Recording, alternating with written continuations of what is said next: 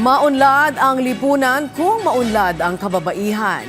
Ito ang iginiit ni Pangulong Ferdinand R. Marcos Jr. sa kanyang pagharap sa 70th session of the Commission on the Status of Women sa UN Headquarters. Kaya naman ayon sa Pangulo, dapat ay palawakin pa ang oportunidad at pantay na pagunlad sa mga kababaihan. Si Kenneth Pasyente sa sentro ng balita. Pagkakapantay-pantay ng karapatan lalo na sa mga kababaihan. Yan ang binigyang diin ni Pangulong Ferdinand R. Marcos Jr. sa kanyang naging talumpati sa ika-70 sesyon ng Commission on the Status of Women sa United Nations Headquarters sa New York. Dito kinilanan ng Pangulo ang mahalagang papel ng mga kababaihan sa komunidad, pati na anya sa pag-unlad ng isang estado.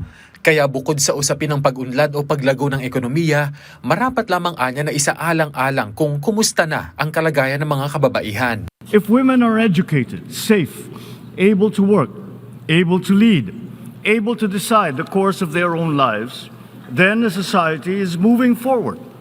If they are not, then no level of prosperity can truly be called progress.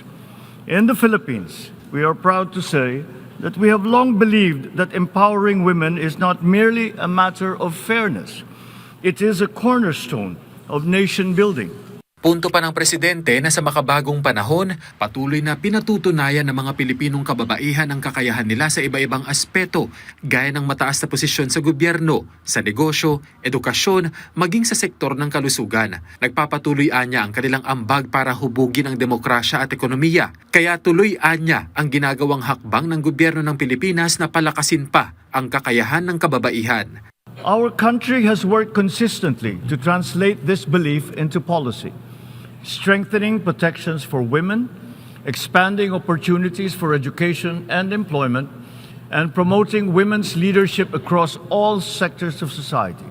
Gayunman batid ng Pangulo ang katotohanang may ilang kababaihan pa rin sa mundo ang patuloy na hindi nakakakuha ng pantay na oportunidad. May ilan anyang nakararanas ng diskriminasyon, pati na karahasan. Bagay na dapat anyang tugunan sa lalong madaling panahon. Education must remain at the center of all our efforts. When a girl is educated, the benefits extend far beyond the individual. They strengthen families, uplift communities, and expand the possibilities of entire nations. Economic empowerment is equally essential.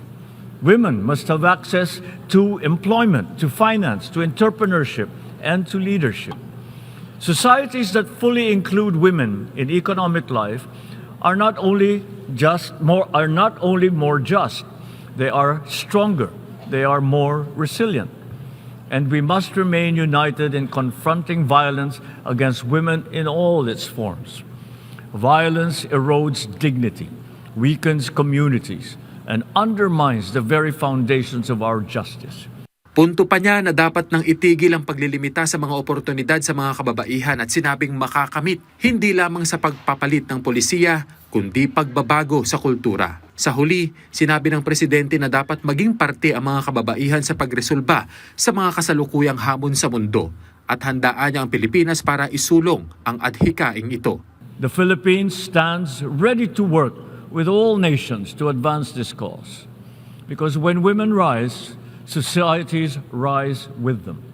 When women lead, nations move forward. And when every girl, no matter where she is born, can stand with confidence and say that her future is truly her own.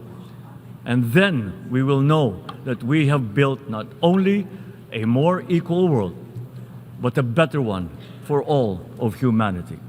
Kenneth Pasyente para sa Pambansang TV sa Bagong Pilipinas.